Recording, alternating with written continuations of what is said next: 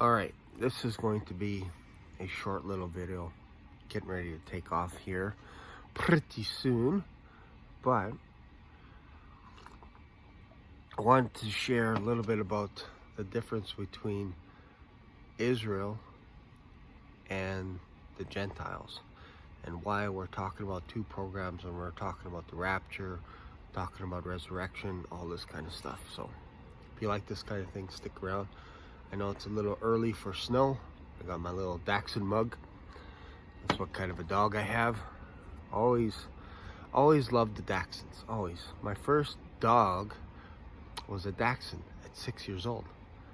Then when I got married, coincidentally, one of the only dogs my wife liked, even though she never owned a Dachshund, was a Dachshund.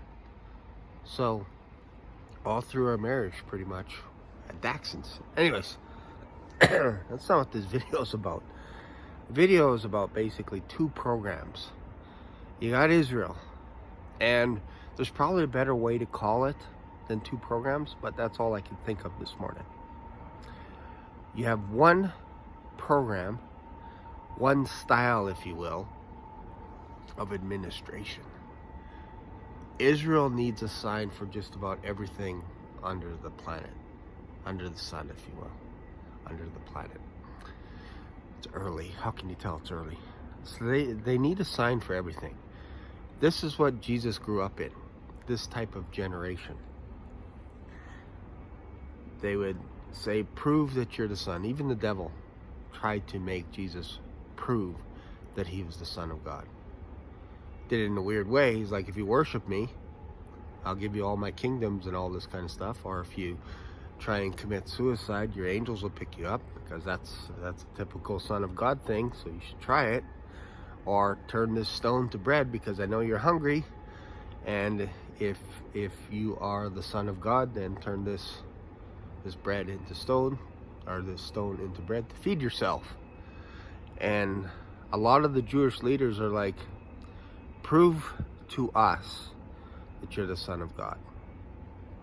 And it got so bad that while Jesus was on the cross, they were hurling insults at Jesus. Insults. Do you know what the greatest insult to God is? It's telling him to show himself so that you can believe. That's the greatest insult that you can tell God. Unless you show me something, I'm not going to believe. That, I think, is craziness. If this is how we speak to God, I demand that you show yourself right here, right now, then I will believe you. That's how we treat God. And this is how people are treating God when it comes to the rapture.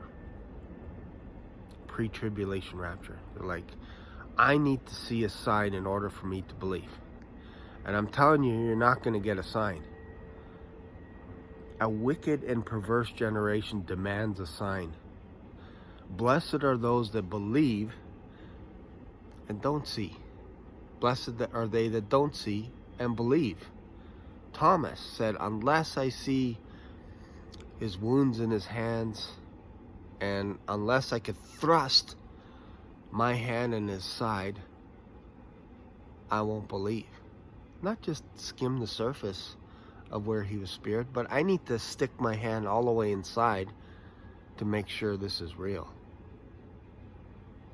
And whenever Jesus was on earth with his ministry for 3.5 years, he'd be busy doing something, and then someone would come up to him, I think it was a centurion, one of his servants, said, my master, his servant is sick or whatever, and Jesus like, okay, I'll go see. I'll go help him out.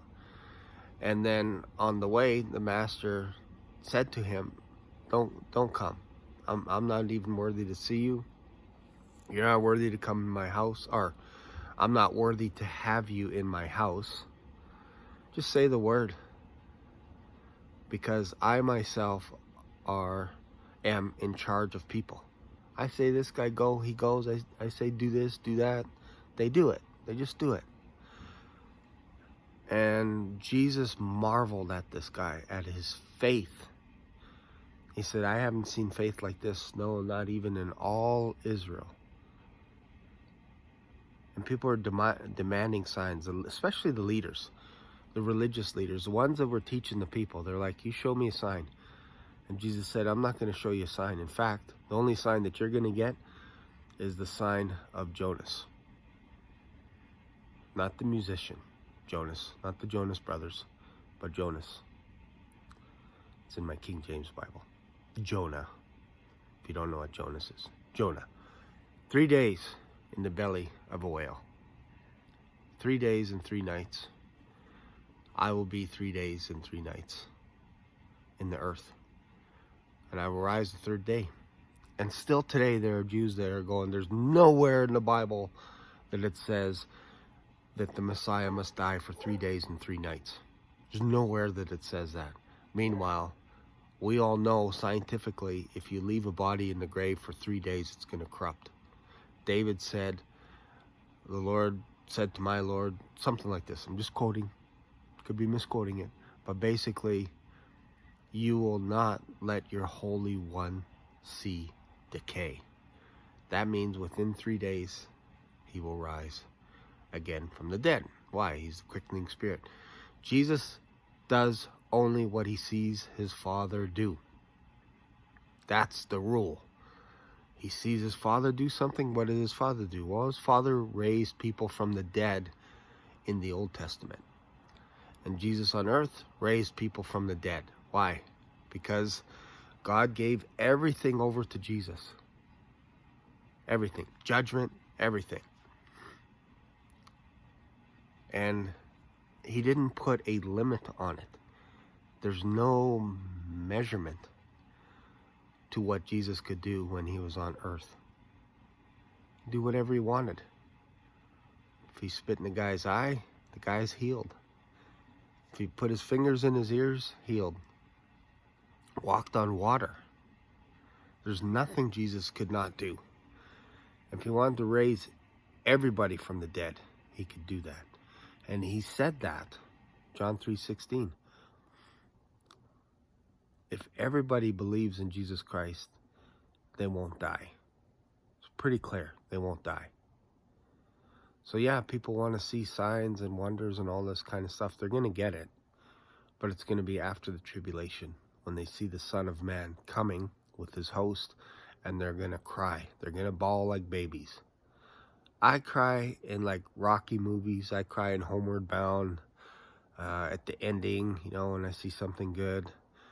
This is a different type of crying. This is a mourning. This is a, now I am undone. This is not a happy, we're so happy. Every eye is going to see him, even the ones that pierced him. That's something to think about. So we don't get signs. We're not paying attention to all that stuff around. Now we can pay attention to seasons and go, okay, looks pretty clear. Like, things are happening in the world. We get that. But every day we are on high alert because Jesus can come anytime. That's why we say it's imminent. The rapture is imminent. And here's a little nugget to chew on a little bit. Try this. Try this and see if your eyes don't open up. Try reading the book of Acts and pretend that Paul is blind. Just pretend for a second. Now, I'm not saying he's blind, but I am saying Paul had severe eye trouble. Severe eye trouble. And it wasn't normal. It was not normal. It's almost like he was blinded twice. But I'll let you do a bit of a deep research. Just pretend. Humor me for a minute. Read the book of Acts from the perspective that perhaps this guy couldn't see as good as he lets on. Why? Because blessed are they that don't see and yet believe. And Paul was used in a wonderful way. And I wonder, according to Galatians, when they saw his temptations, when they saw his disposition, if you will, that they would give him their eyes. I always wondered what that meant. Was Jesus blind? I mean, was Paul blind? Did he have horrendous eyesight, some eye disease or something like this? And that's what kept him humble? That's why he was able to say, the blind live by faith? All this kind of stuff. We live by faith, not by sight. I believe it's in Romans. Something to think about. Not saying he's totally blind, but I'm telling you, you could build a case that the guy had almost no eyesight. You could build a strong case from the book of Acts. Then all of a sudden his epistles come to life because he has people write his epistles for him. And when he writes, it's in big letters. Big letters. And I think Timothy and some of the other people that are writing the letters for him, like, Paul, okay, sit down. Like, you're taking up all the space on the parchment page.